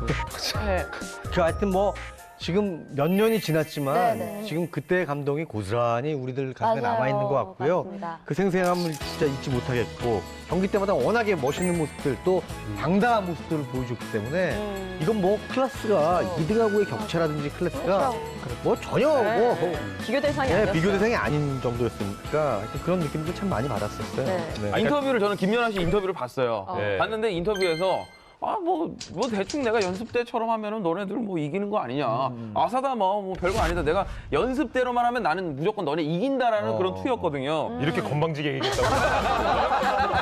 말도 안 되는 소리 하지 마. 그거는 희진 씨의 연기력의 문제인 거고요.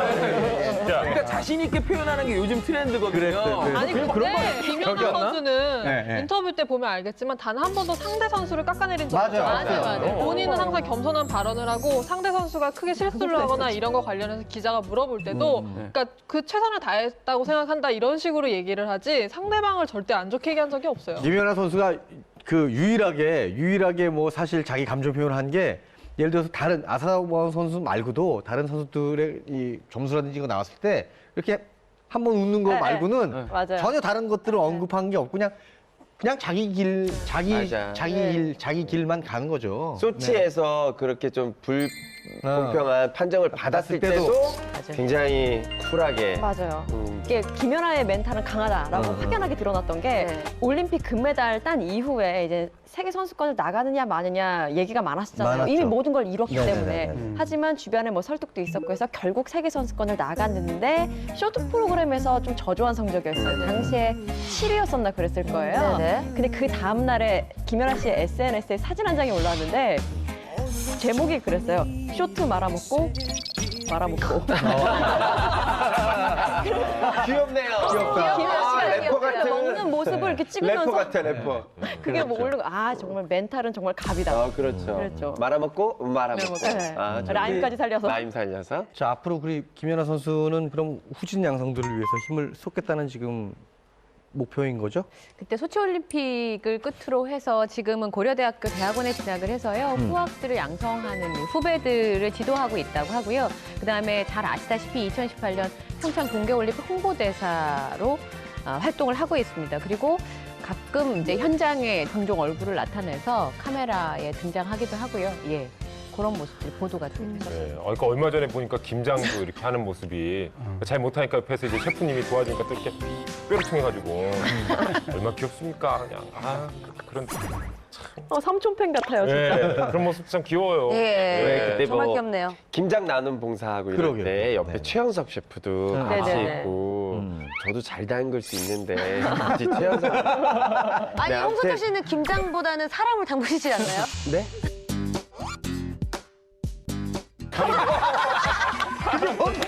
이게 뭐예요? 아니, 사람을 담그다뇨. 저희 느와르예요?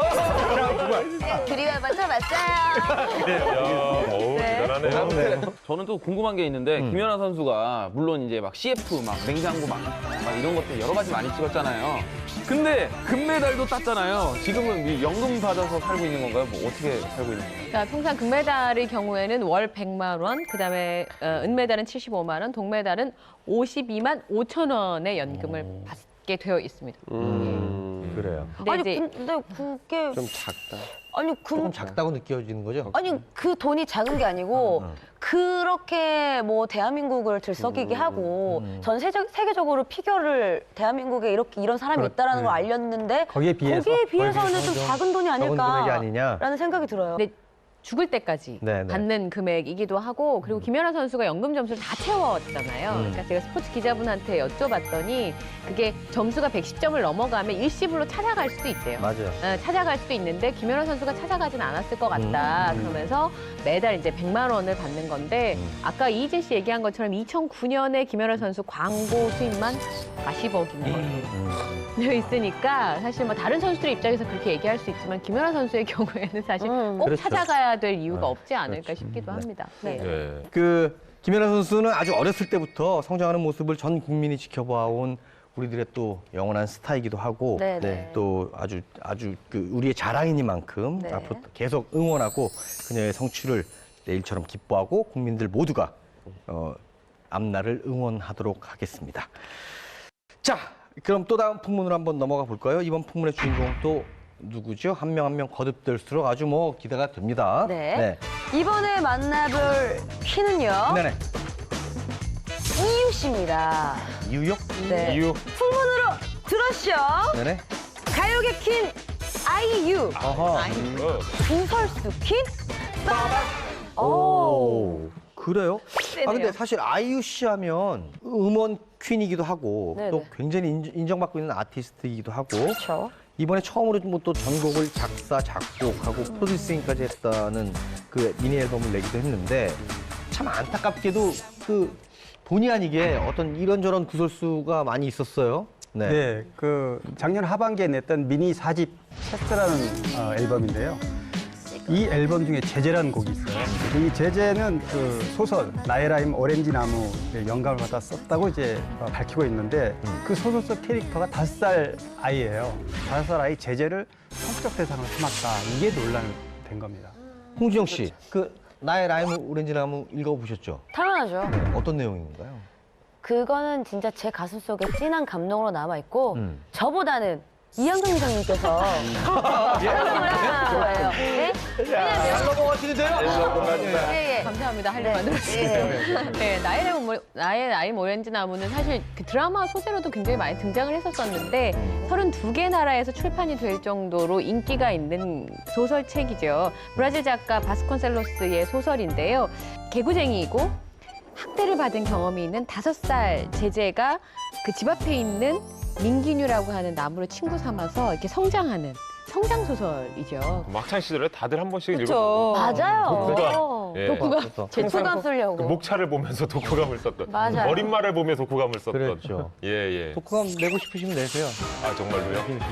다음 주까지 기대를 하고 있겠고요. 아유, 학대 받아가네. 자, 이런 그 주인공 제재를 성적으로 표현했다라는 것 자체가 조금 좀 굉장히 참 그 의아한데 그게 어떻게 됐다라는 거죠? 이게 처음에 문제가 됐던 게 앨범 발표 기념 토크쇼에서 아이유 씨가 제재라는 곡에 대한 인터뷰를 하셨어요. 그때 이제 제재 캐릭터만 봤을 때는 모순점을 많이 가진 캐릭터다. 그렇기 때문에 매력이 있고 섹시하게 느꼈다라고 이제 본인의 해석을 달았는데 여기서 이제 섹시하다라고 말했던 부분이 논란의 소지가 됐다라고 할 수 있죠. 또 다른 논란은 아이유의 앨범 재킷이었어요. 재킷을 보면 제재의 캐릭터가 그려져 있는데 제재가 망사 스타킹을 신고 약간 반 걸쳐 누워 있으면서 핀업걸 자세를 취하고 있는데 5살 아이 제재가 섹시하다라는 그 아이유 씨의 멘트와 좀 맞물리면서 이게 야릇하게 보인다라는 시선들이 있던 거죠. 그래서 또 한 번의 논란이 있었습니다.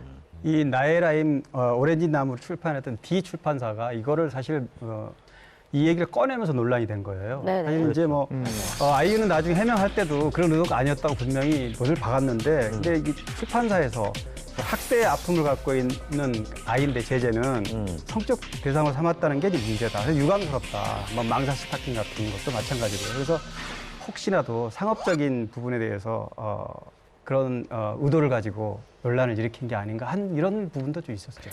과해 보이지는 않는 것 같은데 굳이 아무 얘기 안 듣고 보면 그러니까 그냥 어린아이들 왜 네, 남녀 그냥 넘어갈 분이 수 있는. 유치원 때는 왜 그거 신잖아요? 왜? 긴 양말. 타이즈라고 하죠. 타이즈 항상. 예. 그리고 그때 아이유 씨가 저 앨범을 냈을 때가 어마어마하게 센세이셔널 했었잖아요. 그러니까 이제 네티즌들이 논란이 너무 많이 된 거죠. 근데 나뉘어가지고 공방을 하니까 기사는 계속 나오고 그러니까 논란이 더 커졌던 측면이 있었는데 동료 연예인들도 합세를 해서 얘기를 하면 기사가 되고 그럼 이쪽에서 또 얘기가 나오면서 이렇게 기사가 좀 눈덩이처럼 커진 측면이 있었어요. 그 한편으로는 또 많은 분들이 또 아이유 씨를 옹호하기도 했죠. 네, 허지웅 씨 같은 경우는 출판사가 얘기를 하면서 이게 논란이 커졌으니까 출판사가 문학의 해석에 있어 가이드를 제시하는 건 옳지 않다. 이렇게 얘기를 하기도 했었고 진중권 교수도 저자도 책을 썼으면 해석에 대해서는 입 닥치는 게 이다. 이렇게 격한 표현을 써서 아이유 씨를 옹호하기도 했었습니다. 또 그와 반대의 의견도 좀 있었고요. 네, 소설가 이회수 씨 같은 경우에는 전시장에 가면 작품에 손대지 마세요라는 이런 경고문을 보게 되는데 왜 손대지 말아야 할까요? 라고 이제 애둘러서 아이유를 비판을 했습니다. 또 원작자의 입장을 고려하지 않은 감상자의 독단적인 즐거움은 일종의 횡포다라고 하면서 약간 다시 한 번 더 아이유 씨를 겨냥하는 발언을 하기도 했죠. 어쨌든 처음보다 논란이 굉장히 그 본의 아니게 커진 것 같은데 아이유 씨는 어떻게 대처를 하셨죠? 그러니까 하루 만에 자기 SNS를 통해서 사과 입장을 발표를 했었는데 제 가사에 대해서 많은 것들이 오가고 있는 거를 잘 알지만 용기를 내는 데는 좀 시간이 걸렸다라고 얘기를 하면서 자기 가사 속의 제재는 소설 내용의 모티브로 차용한 제3의 인물이다. 맹세코 5살 아이를 성적 대상화하려는 의도로 가사를 쓰지 않았다. 그러나 섹시하다라고 하는 단어를 쓴 건 자기의 불찰이고 반성하고 노력해서 성숙한 모습을 보여드리겠다. 이렇게 사과문을 발표하기도 했습니다. 연예인들이 이렇게 큰 구설이라든지 아니면 뭐 사고에 휘말리게 되면 나름 좀 자숙을 한다거나 아니면 활동을 잠정적으로 좀 중단을 한다거나라고 하는데 아이유 씨의 이후의 행보는 어땠나요? 평소 아이유의 그 스타일이나 이미지와 좀 거의 비슷한 행보인데요. 아이유는 이 사과문 발표한 이틀 후에 그 예정돼 있던 중국 그 상하이 콘서트가 예정돼 있었는데요. 논란 속에서도 가서 밝은 표정으로 콘서트를 무사히 하고 왔습니다. 그리고 또 의도치는 않았지만 참 희한하게도 노이즈 마케팅이 된 건 사실이에요. 아직 그래요. 네. 뭐 책의 내용이 어떻길래? 라는 사람들의 궁금증이 생기면서 나이라의 모른 시나무에 대한 판매량도 늘기도 했었고 또 6.5배 엄청 많이 팔렸어요. 둘이 서로 알고 있었던 거 아닌가요? 6.5배요? 네. 심지어 그 책은 아직도 베스트셀러 그 걸려있어요. 아직도? 같은 데 가면은 걸려있어요. 뭐 책뿐만 아니라 그 음원, 제재의 음원 역시 순위가 굉장히 올랐었다고 해요. 양쪽 다 윈윈이 되는 어떻게 보면 결과적으로. 네. 이렇게 뭐 음원이나 이제 소설 같은 경우는 정말 궁금하니까 판매량이 급증할 수 있고 걱정이 되는 부분이 이제 아이유 씨의 인기, 우리 삼촌 팬들의 시선이 달라졌는지. 예, 그 부분도 궁금해요. 저야 뭐 변치 않습니다만. 네, 말씀하신 것처럼 변치 않은 것 같아요. 보니까요. 그래요? 그 사건 이후에 전국 투어 콘서트가 예정돼 있었는데 회당 2,600에서 2,700석 정도의 규모의 콘서트였는데 모두 매진됐고요. 또 연말 앵콜 콘서트까지 상황에 맞췄습니다. 또 연말 시상 시간에 MC로도 나왔었잖아요. 그리고 또 올해는 드라마도 한 편 예약됐다고 하네요. 인기 이상무. 삼촌 팬들은 변하지 않습니다. 네, 우리 실수 인정했고 또 앞으로 더 예쁘게 잘 해놔라. 뭐 이런 응원의 말씀을 많이 해주시니까요. 아무튼 맞죠, 이 김우층 씨? 저희는 뭐 쉽게 변하지 않아요. 예, 저희가 마음도 곳이 어디 있겠습니까? 자, 어쨌든 뭐 안 해요. 안 해요. 집에다 마음을 두세요. 그러니까요. 그래요, 알겠습니다. 늘 제 마음은 집에 있죠. 어쨌든 이것도 이상한데. 자, 어쨌든 파장이 꽤 큰 사건이었는데 그 사건 직전에도 삼촌 팬들이 동요할 만한 사건이 있었죠. 귀청. 이모 팬도 동료했어요. 맞아요. 네네네. 장기하 씨와 이제 열애 소식이 있었습니다. 한 매체에서 2015년 8월에 두 사람의 장면을 또 목격을 했죠. 그래서 공개가 됐습니다.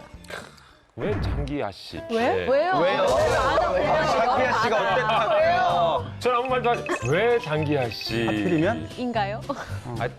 저 그냥 또 그냥 아쉬워서. 아니 근데 사실은 우리 장기하 씨도 굉장히 매력적이잖아요. 매력적이죠. 저는 뭐 둘이 네. 잘 어울린다고 생각을 장기하 했는데. 씨는 매력적인 것뿐만 아니라 서울대 사회학과 출신이고요. 네네네. 고교 시절 때 인문계 수석을.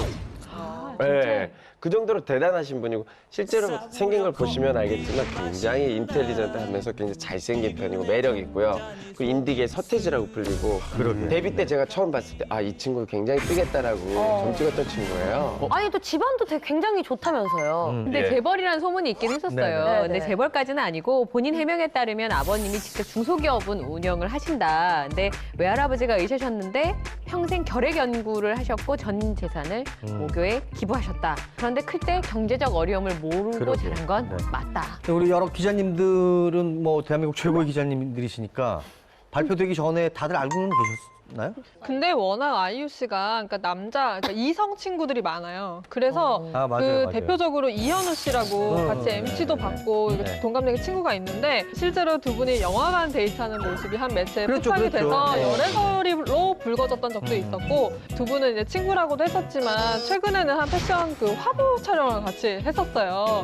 그래서 두 분이 그러니까 친구지만 좀 더 가까운 사이가 아니냐라고 해서 계속 열애설이 조금씩 있었죠. 그랬죠. 사실 이거를 저희 더팩트 취재 중이었어요. 취재 중이었고 이게 사실은 둘이 열애 사실이 지금 공표가 됐어도 둘이 같이 있는 사진이 찍힌 건 없어요. 예전에 콘서트장이나 이런 데에서 우리가 두 사람이 같이 있는 걸 계속 추적하다가 결국에는 뭐 주차장에서 이렇게 같이 나오고 이런 거. 그 따로따로 사진이 찍힌 거. 나중에 투샷은 없다. 네, 투샷이 없다 이거죠. 예. 그거를 사실은 저희들이 준비를 했었는데 놓쳤죠. 아니 기자분들이 너무 뒤에서 뒤늦게 막 이렇게 밝혀내셔가지고 사실 저는 많은 이야기를 아는데 저는 굉장히 이렇게 자물쇠거든요. 그래서 얘기를 안 하고 있는데 네네. 저는 여러분들이 알기 전에 장기하 씨하고 아이유 씨가 데이트하는 사실을 이미 알고 있었어요. 이미 알고 있었습니다. 저 그러면은 홍씨 아니 홍씨요? 네, 이태원 홍씨입니다.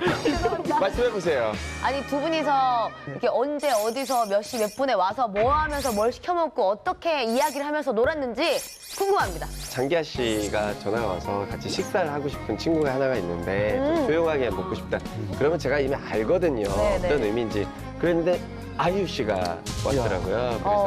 그래서 손님들을 아예 안 받고 그냥 두 분만 딱 식사를 공간을? 해놓고요. 이제 다른 메뉴도 먹고 싶다고 그래서 또 다음에 다시 와서 또 다른 곳에 또 제가 안내를 했고. 그래서 아이유 씨 와 있을 때 그 가게에 좋은 날이 그렇게 울려 퍼졌다고. 아이유 씨 노래가 저희 계속 스태프들이 굉장히 좋아했죠. 그래요? 아이유 씨를 너무 좋아했기 때문에 이제 스태프들 입막음도 하고요. 뭐 두 분 정말 맛있는 음식 만들어 드리고 싶어서 굉장히 많이 애썼고 갈 때도 택시를 따로 이렇게 제가 따로 잡아서 택시 잡을 때까지 제가 해서 대기시키고? 네, 대기시켜서. 와. 그 아이유 씨가 먼저 장기하 씨를 좀 더 호감 있게 본 게 아닌가라는 생각이 들기도 해요. 왜냐면은 아이유 씨가 2014년 4월쯤에 라디오 프로그램에 출연해가지고 본인이 2013년도에 짝사랑하던 사람에게 고백을 했다라는 얘기를 밝혔거든요. 그러니까 멋있다. 그럼 이제 열애설 터진 후에 그 대상이 장기하였을까? 무게가 실리는 거죠. 아니 아이유 씨가 네. 나는요 오빠가 좋은 걸 아이쿠 어떡해 이러는데 어떤 남자가 싫다고 했습니까? 좀 싫을 것 같은데.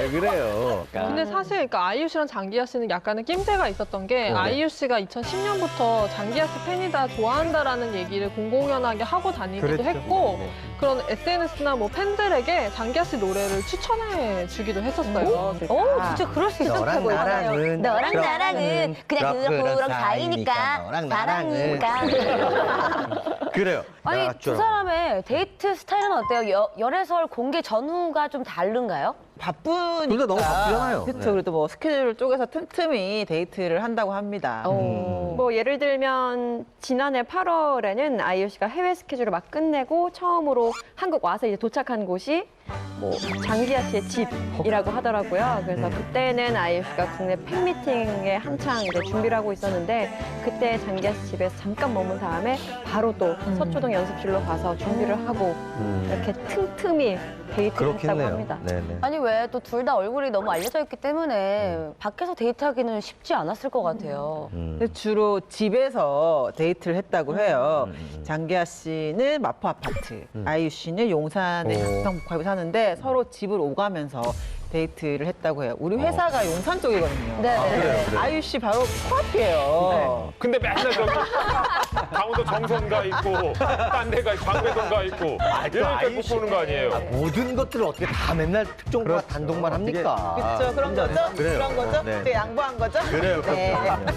아니 뭐 아이유 씨 같은 경우도 그렇지만 사실 실제로 여러 설이 터지기 전에 미리 아는 경우도 있잖아요.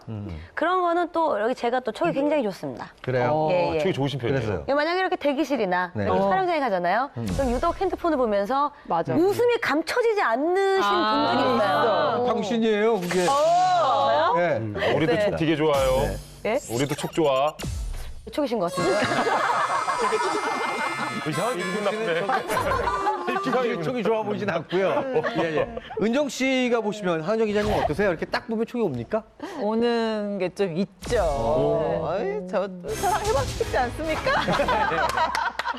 그래서 촉이 있는데 일단 뭐 인터뷰를 가면은 좀 이렇게 사랑스럽게 뭔가 변한 긍정적으로. 친구들이 있어요. 잘 웃고. 예를 들어 황정음 씨 같은 경우에 우리 기자 후배가 이제 인터뷰를 갔다 왔는데 오자마자 팀장님 황정음은 지금 사랑 중입니다. 이러는 거예요. 왜? 너무 뭔가 그 느낌이 샤방샤방. 그래. 약간 러블러브. 그래. 이런 느낌이라는 건 거죠. 황정 기자님은 그 집안, 집 근처 취재 기재만큼 집 근처들 많이 배회하시겠어요. 아유, 좀 먹고 살라고 보니까 재밌겠어요. 먹고 살라고 보니. 친구가 거칠어졌어요. 사실 뭐 취재할 때 다른 게 없어요. 뭐 좀 집 근처에서 좀 이렇게 해답을 찾는 경우가 취재 현장에서 하는 경우가 많죠. 그렇죠. 실제로 뭐 신민아 씨, 김우빈 씨 열애서 저희가 처음 보도를 했는데 그때도 저희가 신민아 씨 집 앞에서 오랫동안 살았다는. 텐트 치고 한복 투자를 하셨군요. 텐트 치고. 네, 그래요. 네, 네. 근데 SNS에 올라온 사진들을 보면 특정 A와 B의 남녀 연예인이 같은 장소에서 전경, 예를 들면 한강을 바라보고 사진 찍었는데 프레임이 같아. 프레임이 같은 거예요. 맞아. 물론 얼굴이나 이런 건 전혀 없고. 그래서 그런 경우에는 굉장히 의심을 하는 상황이죠. 아이유 씨는 호탕하게 웃는 웃음소리 저 있잖아요. 스타일인가요? 맞아요. 예. 근데 실제로는 성격이 어때요? 근데 왜 여우 같다라는 얘기가 좀 많잖아요. 그 이번 논란됐던 앨범 중에 23이란 곡이 있는데 그 가사 중에 보면 뭐 여우인 척, 곰인 척 이런 가사가 있는데 이게 바로 아이유다.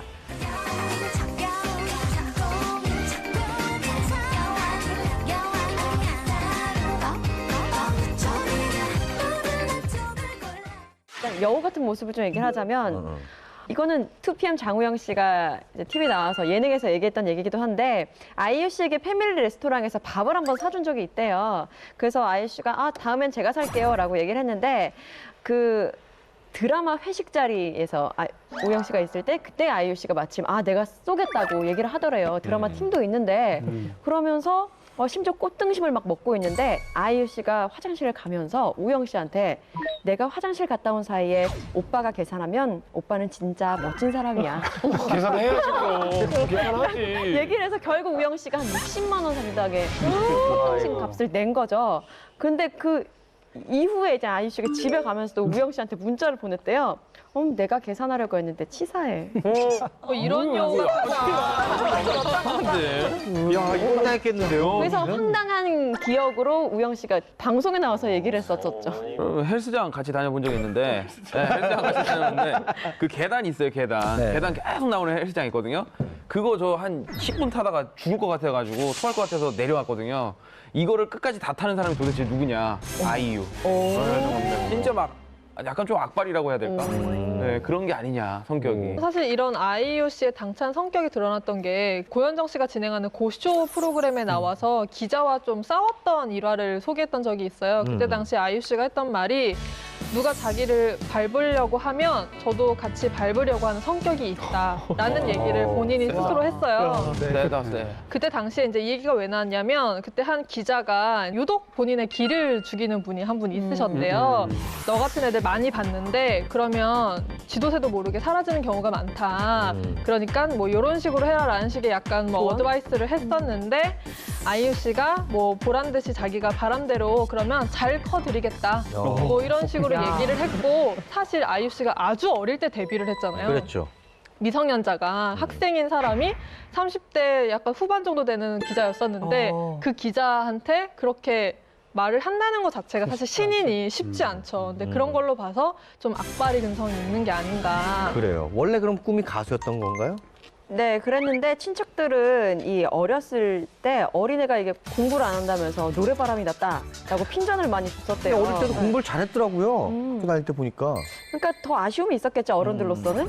친척이 아이유 씨에게 하는 말이 원빈 씨 그 부모님처럼 연예인은 아무나 하냐면서 지은이가 연예인이 되기 전에 내가 백만장자가 되겠다라고 하면서 굉장히 무시를 했던. 그래서 더 악바리다운 근성이 이때부터 나왔다라고 하더라고요. 악바리도 악바리지만 좀 욕심이 많다. 좀 자기 거 챙기는 걸 잘한다라는 생각이 드는 게 그러니까 사실 이번에 논란이 됐던 이번 앨범 같은 경우에도 굳이 아이유 씨가 아직 경험도 많지 않고 그렇기 때문에 프로듀싱까지 안 해도 되거든요. 근데 이렇게까지 본인 앨범에 모든 걸 다 하겠다라는 거는 일부 욕심, 뭐 좋은 욕심, 좋은 의미에서 그런 부분이 아닐까라는 생각이 들고요.